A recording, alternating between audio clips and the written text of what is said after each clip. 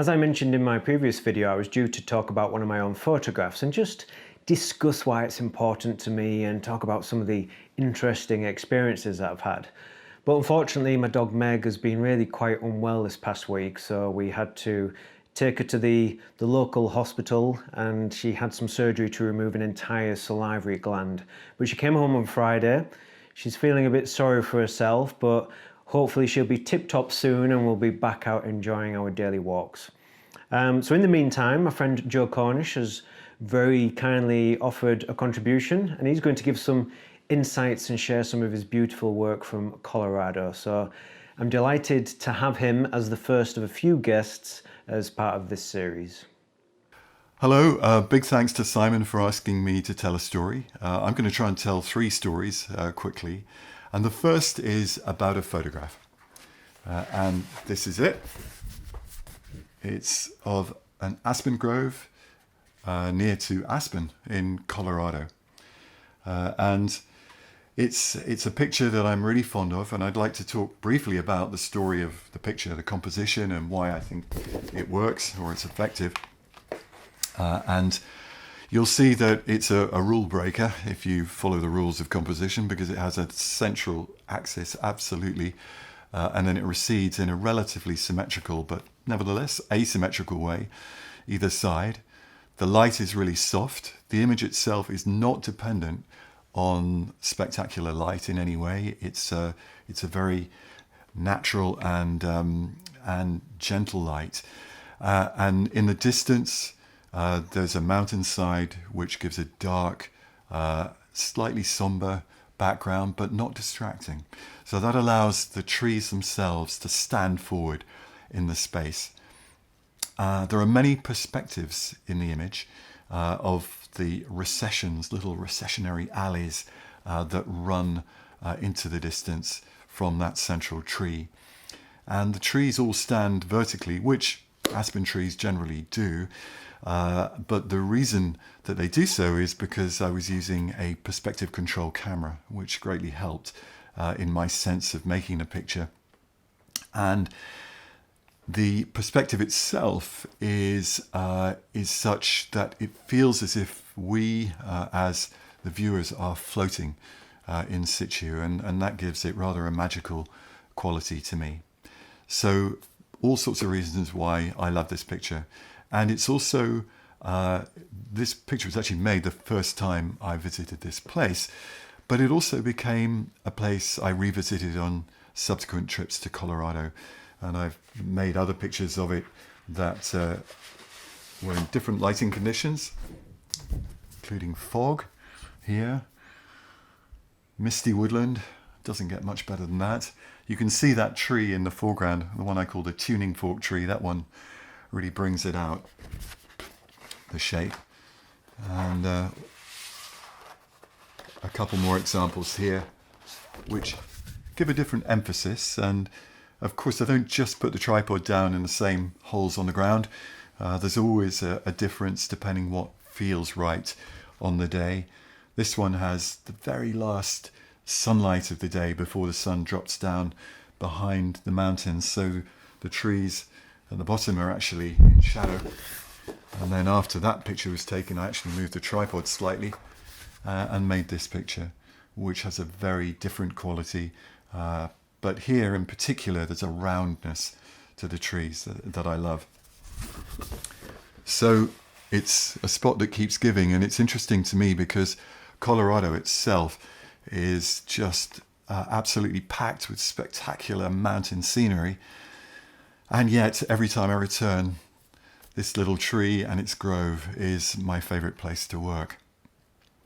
The second story is of a camera, and this is the camera, a Linhof Techno, which I acquired back in 2009, not long after I started shooting digitally.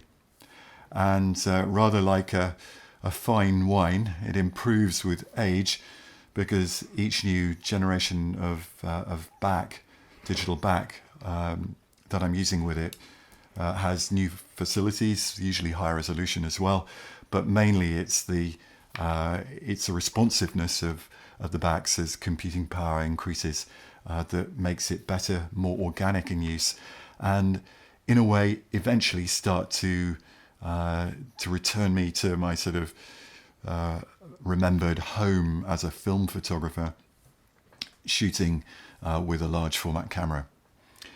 It has rise and fall and tilt and swing and the sort of movements that allow you to control focus and perspective in a very personal way. The final part of the story, or the third story, if you will, is about me.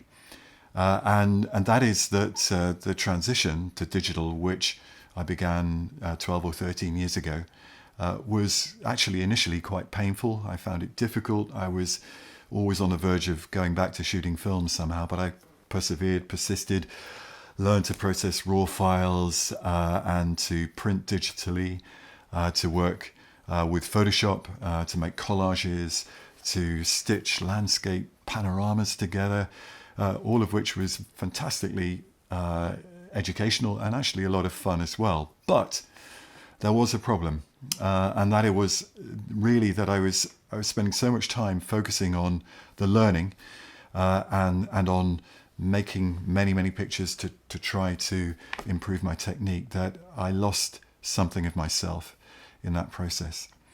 And I was aware of that, and it was bugging me. And actually, the picture of the tuning fork aspen in Denver, in Colorado, before I returned to Denver on that first visit, was the one that made me realize I could still make photographs that were more than just the sum of the parts, more than just the facts in front of the camera, but about something, about a mood, about an emotion, about a feeling for light and the landscape itself, a connection, if you will. And that was really important for my confidence and my sense of identity as a photographer. So for that reason, that tree and that picture mean a lot to me, and I'm very grateful for that. Well, that's my story. I hope you've enjoyed it, and I hope that you too will share your stories with Simon. Thank you very much. Thank you very much, Joe, for sharing that heartfelt story. And Joe actually owes me a print, so I can see one of those beautifully crafted and detailed images on our wall, hopefully in the not too distant future. But what struck me about Joe's story is the honesty and the willingness to show vulnerability. You know, we often don't see the full story, but instead just snippets of what's perhaps a skewed reality of a social media feed full of just the successful photographs. So if you're feeling bad about your own work at present, then perhaps it's of comfort to know that even the most successful photographers can experience a crisis of confidence.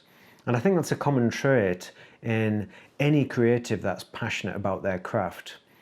If you're anything like me, then I think the key is to take these moments of wavering confidence to take stock, reconnect with what's important in your own work, and just try and figure out how to move forward and emerge stronger. Having spent plenty of time shooting with Joe in our local woodlands, I'm always fascinated by how he interprets and talks about the natural world. And I think his images here are testament to his understanding of light, you know, what constitutes good light and how to harness it to enhance a feeling and to complement what he sees the image is about rather than of. Another key point that I can relate to is Joe's love for revisiting a location, or indeed an individual tree, and enjoying the personal and photographic rewards of working a location in which you have a connection that I believe is fundamental to allowing you to create images which help to fulfill your own sense of identity.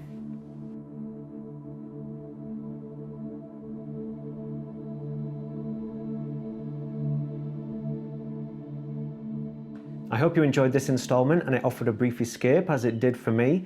Please stay tuned for some more insights and stories from some other guest photographers and of course the contributions from you.